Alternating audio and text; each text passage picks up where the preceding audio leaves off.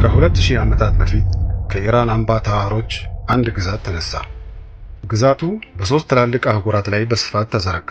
ነገስታቱ በወቅቱ ከሚታወቀው ዓለም ግማሽ ያህሉን ይገዙ ነበር።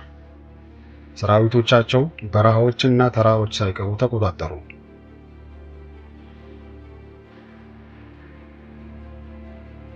ከታላቁ ቂሮስ ታሪክ አገዛዝ ጀምሮ እስከ ታላቁ የሳሳኒያን ግዛት ውድቀት፣ ከእስልምና መምጣት እስከ ዘመናዊ አብዮት፣ ይህ የዓለምን ገጽታ የቀረጸው የኢራን ስልጣኔ አስደናቂ ታሪክ ነው።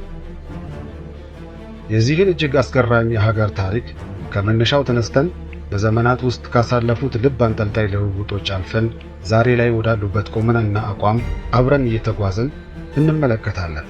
እስከ ፍጻሜው አብሮን ይሁኑ።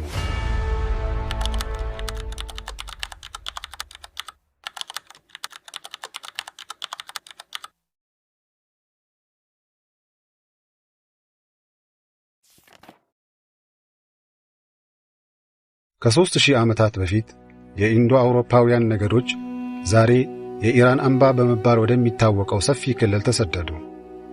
እነዚህ ነገዶች በኋላ ፋርሳውያን በመባል ታወቁ። ታሪክ እንዳስነበበው ኢራን የሚለው ስያሜ የመጣው የአርያን ምድር ከሚለው ጥንታዊ ቃል ሲሆን ዓለም ይህንን ስልጣኔ በደቡብ ኢራን ከሚገኘው የፓርስ ክልል የተገኘ ፋርስ ስልጣኔ በሚል ተዋወቀው። በወቅቱ ከብዙ ነገዶች መካከል አንዱ ብቻ የነበሩት ፋርሳውያን በሂደት ታሪክ ቅርጹን ለወጠው።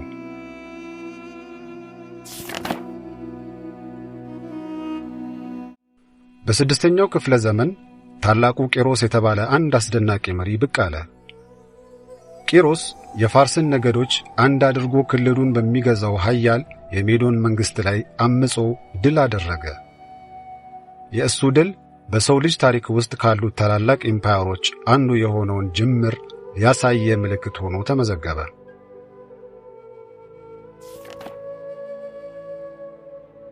በጥቂት አስርተ ዓመታት ውስጥ ቂሮስ ተጨማሪ ሌሎች ሰፋፊ ግዛቶችንም ከስሩ አደረገ። በዘመኑ ከነበሩት እጅግ አስፈላጊ ከተሞች አንዷ የነበረችውን ባቢሎንንም እንዲሁ ከስሩ አደረገ። ብዙም ሳይቆይ ግዛቱ ከመካከለኛው ኤዥያ እስከ ግብጽ፣ ከአናቶሊያ እስከ ህንድ ድንበሮች ድረስ ተዘረጋ። በዓለም ላይ እስካሁን ከታዩ ግዛቶች ሁሉ ትልቁ ግዛት እንደነበር ዛሬም ድረስ ይነገራል።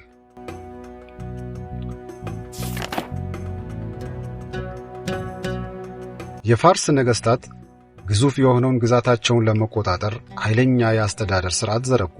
የግዛቱን ሩቅ ክልሎች የሚያገናኙ ሰፊ የመንገድ አውታረ መረብም ገነቡ። ፋርስ የንግድ፣ የባህልና የሥልጣኔ ማዕከል ሆነች። ይህ ፈጣኑ መስፋፋት ብዙም ሳይቆይ ከግሪክ የከተማ ግዛቶች ጋር ግጭት ውስጥ ይከታቸው ጀመር።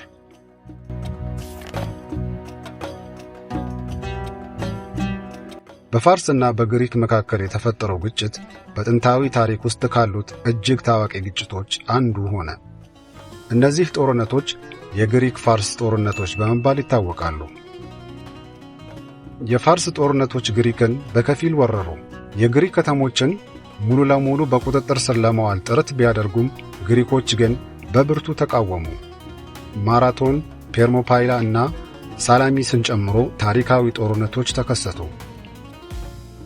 የፋርስ ግዛት ኃይለኛ ሆኖ ቢቀጥልም እነዚህ ጦርነቶች ወደ አውሮፓ መስፋፋታቸውን አገዱ።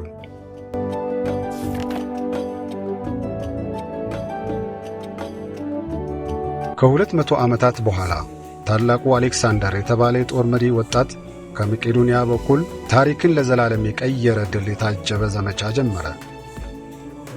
የፋርስን ጦር አሸንፎም ወደ ግዛታቸው ገባ። በዚህ ድል ታላቁ የአካይሜኒድ ግዛት ፈረሰ። ነገር ግን የፋርስ ስልጣኔ እንደገና የመነሳት ዕድል ከፊቱ ነበረና ዳግም ተነሳ።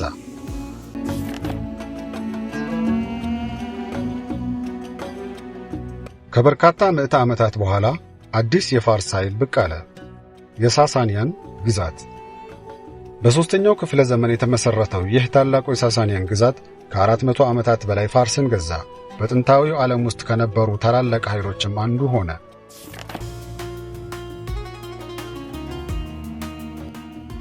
እስልምና ከመነሳቱ በፊት የፋርስ ተጽዕኖ ወደ አረቢያ ባህረ ገብ መሬት አስቀድሞ ገብቶ ተስፋፍቶ ነበር። ወደ ደቡባዊ አረቢያ ገብተው እንደ የመን ባሉ ክልሎች ላይ ቁጥጥር አደረጉ። ነገር ግን እነዚያን ኃያላን የፋርስንም ሆነ የሮማን ግዛቶችን የሚፈታተን አዲስ እንቅስቃሴ ከአረቢያ ምድር ብቅ አለ። ያ እንቅስቃሴ የእስልምና ነበር። በሰባተኛው ክፍለ ዘመን የሙስሊም ጦርነቶች ከአረቢያ ባሻገር መስፋፋት ጀመሩ። በኸሊፋ ዑመር ኢብኑ አልኸጣብ አገዛዝ ወቅት የሙስሊም ኃይሎች ኃያሉን የፋርስ ግዛትን ተፋጠጡ። ሁለት የታሪክን አቅጣጫ የቀየሩ ወሳኝ ጦርነቶች ተካሄዱ። የመጀመሪያው የአልቃዲስያ ጦርነት ሲሆን ሁለተኛው ደግሞ የናህፋንድ ጦርነት ነበር። እነዚህ ድሎች የፋርስን ጦር ኃይል አወደሙ። ብዙም ሳይቆይ የመጨረሻው የሳሳንያ ንጉሥ የነበረውን የዝደጀር ሳልሳዊ ተገደለ።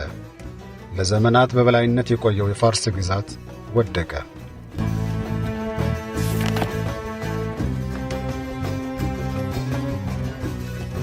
ከውድቀቱ በኋላ ፋርስ ቀስ በቀስ የእስልምና ዓለም አካል እየሆነች መጣች። በመጨረሻም ፋርስ ለእስልምና ስልጣኔ እጅግ አስፈላጊ ከሆኑትና ለእስላማዊ ዕውቀቶች መስፋፋት አስተዋጽኦ አበርካቾች መካከል ሆኑ። ብዙ ታላላቅ ምሁራን፣ ሳይንቲስቶች እና ጠቢባን መነሻ እየሆነችም መጣች። ፋርስ የእስልምናን የአእምሯዊ እና የባህል ታሪክ በመቅረጽ ረገድ ማዕከላዊ ሚና ተጫውታለች።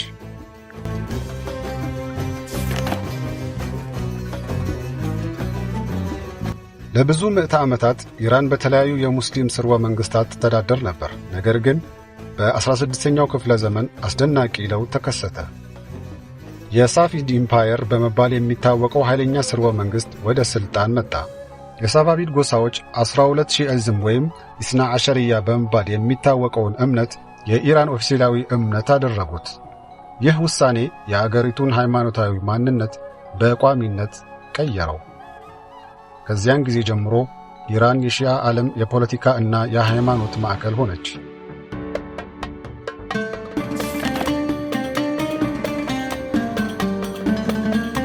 ለዘመናት ኢራን እስከ መጨረሻው ንጉሥ ሻህ ድረስ የንጉሣዊ አገዛዝ ሥርዓት ተከታይ ሆነች።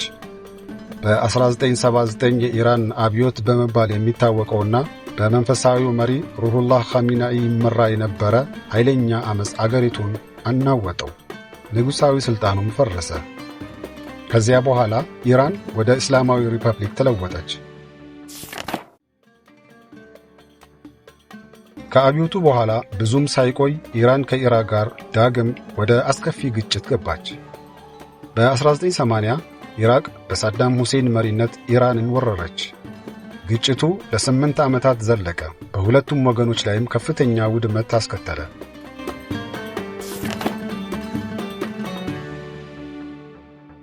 ለበርካታ ዓመታት እጅግ ታላላቅና አስደናቂ የታሪክ ልውውጦችን ስታስተናግድ፣ ስትወድቅ፣ ስትነሳ፣ ስትገዛና ስትገዛ እየኖረች የመጣችው ኢራን ዛሬ በመካከለኛው ምስራቅ ውስጥ እንዲሁም በዓለም ላይ ድምጿ ከፍተኛ ተደማጭነት ካላቸው አገሮች አንዷ ሆና ትገኛለች።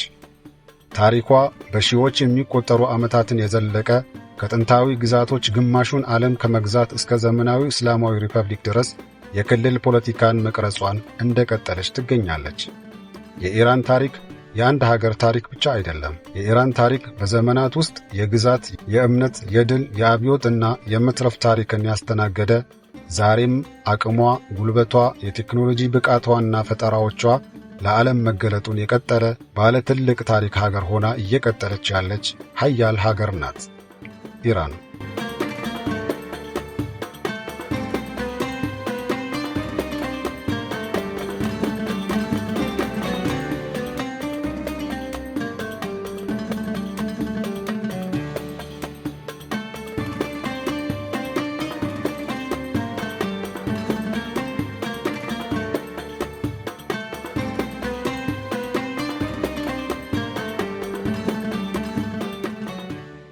اللهم صل على محمد النبي الكريم اللهم صل على محمد